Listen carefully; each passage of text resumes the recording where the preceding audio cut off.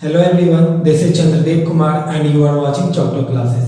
In this tutorial, we will see how to prove root n is an irrational number where n is a whole number and n is not a perfect square, means n is equals to 2, 3, 5, 7 etc.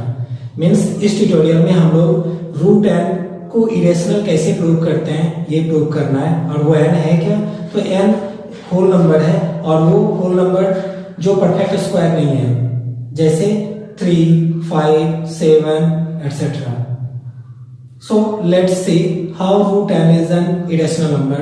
Means root n को हम लोग irrational कैसे prove करते हैं ये अभी देखते हैं। उसके बाद हम लोग एक एग्जांपल लेंगे जिसमें रूट 2 को इरेशनल प्रूव करेंगे।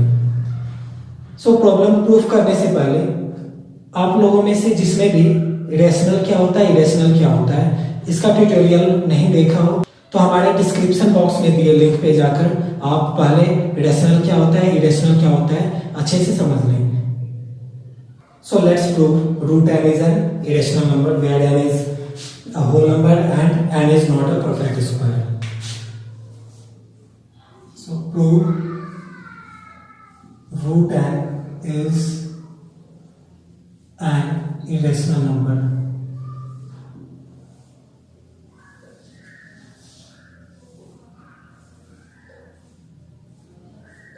where n is not a perfect square.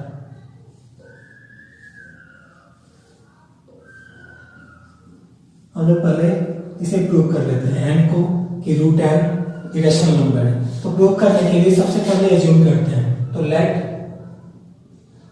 Root n is a rational number.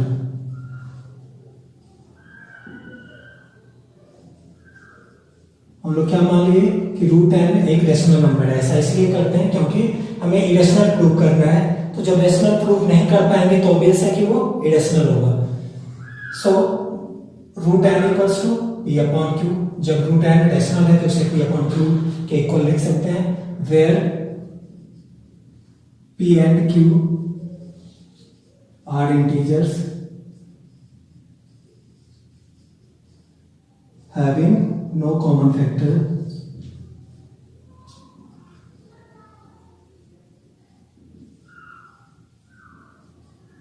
And q is not equals to 0.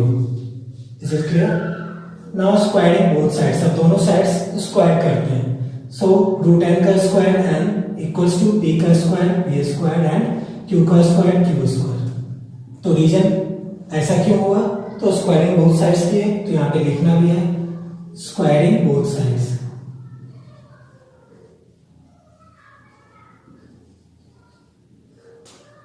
Now changing the sides of q square, we get p square equals to nq square, and this is equation first. From here we get n is a factor of p square. अब ये समझना है कि n p square का factor कैसे है। Here we can see that n is a factor of nq square. यहाँ पे n nq square का फैक्टर है। Okay, so n will also factor of p square, इसलिए n p square का भी फैक्टर होगा क्योंकि p square और nq square both are equals, चूंकि ये दोनों इक्वल है। So we will write here the reason, since n is a factor of nq square and p square equals to nq square. Is it clear?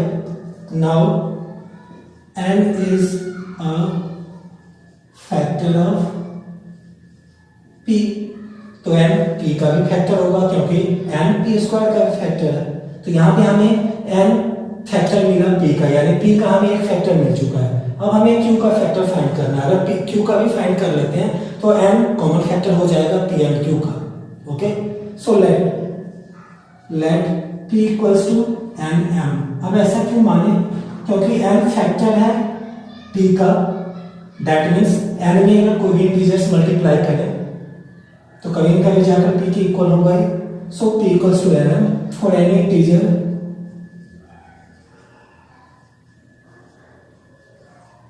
integer m. Now squaring again, squaring both sides, यानी p square equals to n square m square. जब दोनों side square किए तो ये find हुआ.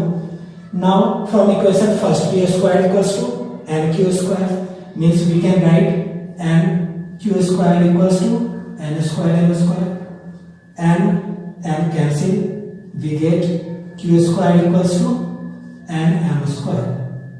Again we have same equation, p square equals to n q square, and now q square equals to n m square. That means n is a factor of q square, so n is a factor of q. Thus we find that n is a factor of p and q both. Here we find that n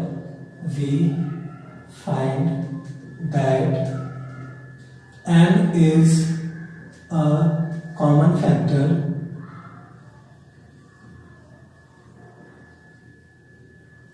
of p and q.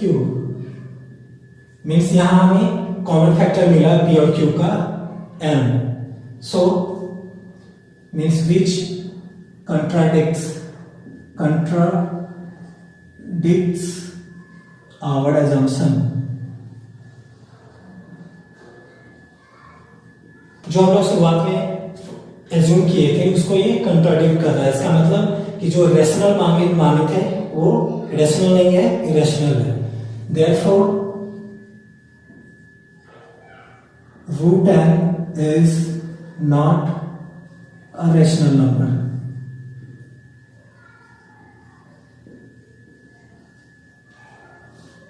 So जब rational नहीं है तो obvious है कि irrational होगा. So root n is an irrational number.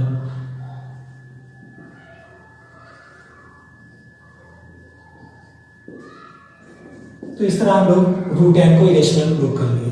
अब देखते हैं रूट 2 को इरेशनल कैसे प्रूव किया जाता है.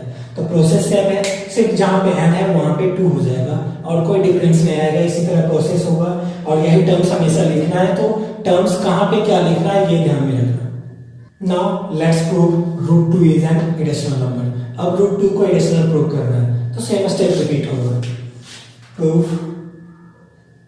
कैसे करते हैं देखते हैं. First step, let root 2 is a rational number. सबसे पहले रूट 2 को हम लोग रेशनल मान लिए. That imply that root 2 equals to p upon q. चूंकि रूट 2 रेशनल माने हैं तो पी अपॉन क्यू के फॉर्म में लिख सकते हैं, where p and q are integers having no common factor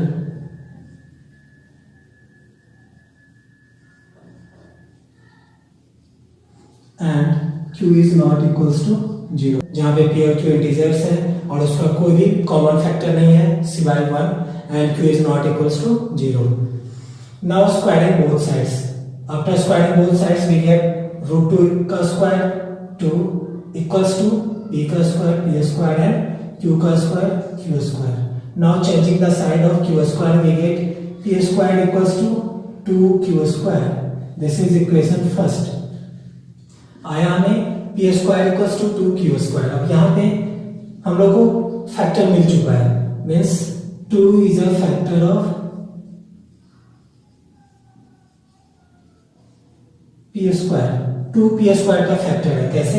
तो 2 फैक्टर है 2p q स्क्वायर का और चूंकि 2q स्क्वायर और p स्क्वायर इक्वल है तो ऑब्वियस है कि 2p स्क्वायर का भी फैक्टर होगा. तो यही चीज हमें रीजन के रूप में लिखना है. Since 2 is a factor of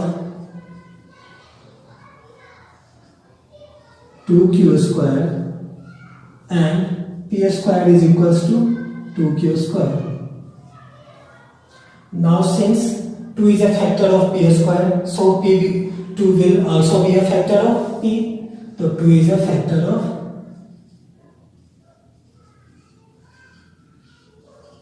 तो 2 फैक्टर हो गया p का, तो यहाँ पे हमें p का फैक्टर एक प्राप्त हो चुका है 2।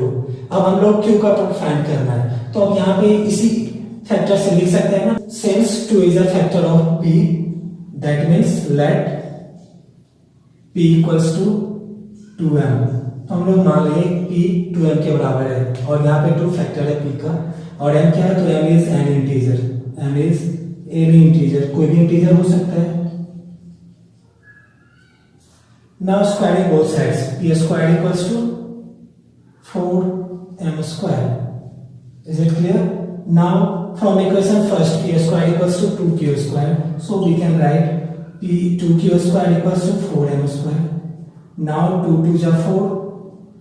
We get q square equals to 2m square. Now we have same equation like first.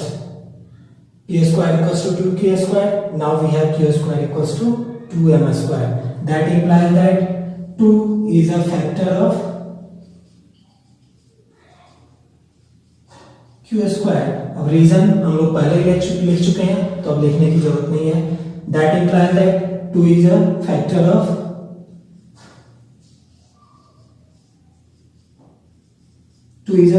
of q, means q का भी फैक्टर हमें 2 ही मिला। इसका मतलब क्या हुआ कि 2 is a common factor of p and q, means we can write that here we find that 2 is a common factor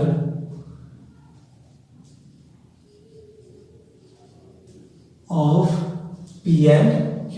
p and q का हमें सेम फैक्टर मिला है 2, which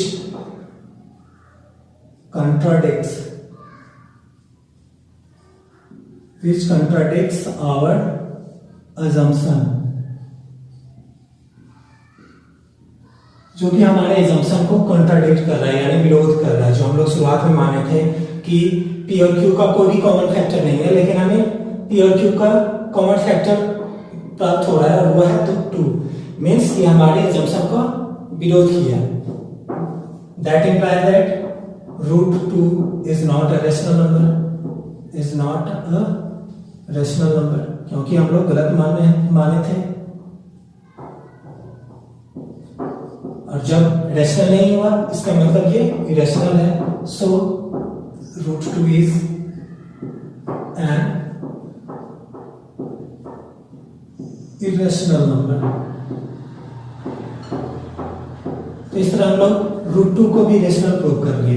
In this tutorial, we have seen that how to prove root n is an irrational number, where n is a whole number and n is not a perfect square। Means इस tutorial में हम लोग root n को irrational कैसे prove करते हैं ये देख लिए, root 2 को irrational कैसे प्रूव करते हैं ये भी देख लिए।